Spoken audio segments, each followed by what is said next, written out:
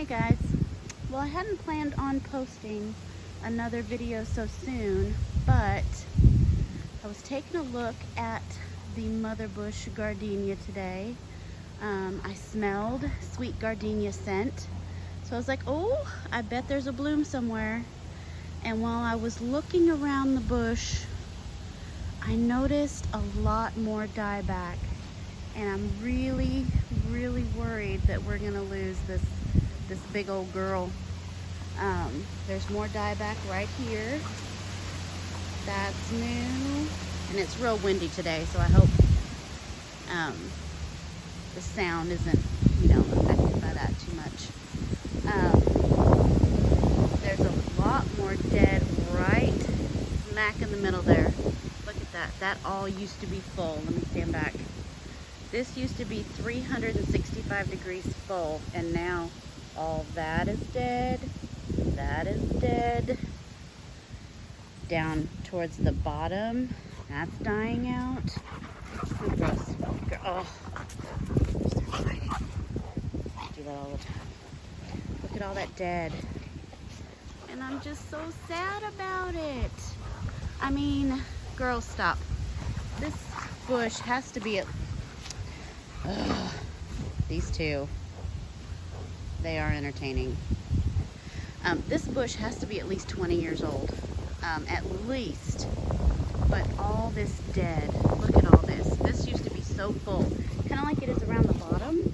That's how it was all the way around. And just the whole middle of it is dying out. And I'm so bummed. Also, I have not seen one open bloom. So, I'm not sure. Let me stand back a little bit more. I'm not sure where the scent is coming from unless there's one hidden deep in there.